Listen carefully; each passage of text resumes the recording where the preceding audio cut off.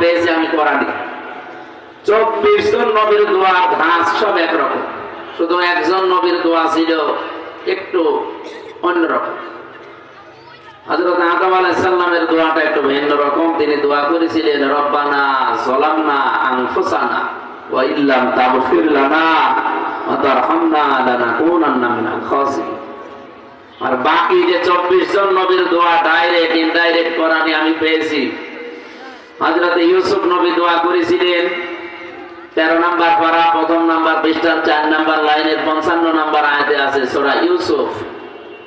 আমাদের নবী মুহাম্মদুর রাসূলুল্লাহ দোয়া করেছিলেন সূরা বানী ইসরাঈল 80 নম্বর আয়াত, 15 নম্বর পারা, 8 নম্বর পৃষ্ঠার 14 নম্বর লাইনে আছে। এরকম প্রত্যেকটি নবীর দোয়া পড়েছি আর আমি মিলিয়েছি। বলেন তো, যে নবীরা দোয়া করেছিলেন ওয়াজআলনি মিন লাদুনকা সুলতানান নাসীরা, হে আল্লাহ আমাকে রাজ ক্ষমতা দাও যার ভেতরে তোমার সাহায্য থাকে। ইউসুফ নবী দোয়া করেছিলেন ক্বালা রাব্বি জাআলনি খাযাইনিল আরদি ইন্নী হাফিজুন আলীম।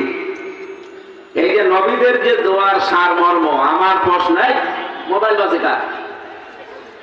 এত ডিস্টার্ব করলে তো ক্লাস করা যাবে না, নিস্তব্ধ হয়ে থাকবেন।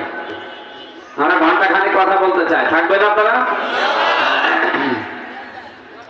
সকাল থেকে আমার এটা নিয়ে 15টা অনুষ্ঠান চলছে, আর কত করা যায়? এত দূর মাহফিল আমি জানতাম না।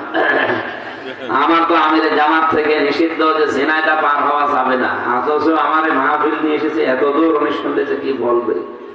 হজে আছে আলহামদুলিল্লাহ, বেঁচে গেছি। আমার দূরে যাওয়া নিষেধ, সর্বোচ্চ 30-40 কিলোর উপরে যাওয়া নিষেধ।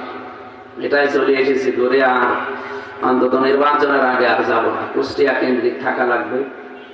মহান দায়িত্ব আমাদের মাথার উপরে দিয়েছি, আমরা যেন সততার সাথে পালন করতে পারি। যে কথা আপনাদেরকে শোনাচ্ছিলাম, সুলাইমান নবী দোয়া করলেন, আল্লাহ আমাকে তুমি মাফ করে দাও, আমাকে এমন একটা রাজ ক্ষমতা দান করো যে আমার পরে তুমি আর কাউকে এরকম ক্ষমতা দেবে না। আল্লাহ তার দোয়া কবুল করেননি, জবাব দিলেন না। আল্লাহ তাকে এমন ক্ষমতা দিয়েছিলেন, তিনি পিপিলিকার ভাষা পর্যন্ত বুঝতেন। কথা বলেন না কেন? জিন পর্যন্ত তার আনুগত্য করত, তার তাবেদার ছিল। আমার প্রশ্ন, এই যে নবীরা যে দোয়া করলেন, ওনারা কি দুনিয়া ভোগ করার জন্য দোয়া করেছিলেন? বলেন বলেন। ক্ষমতা পাওয়ার জন্য, ভোগ করার জন্য এই দোয়া করেছিলেন?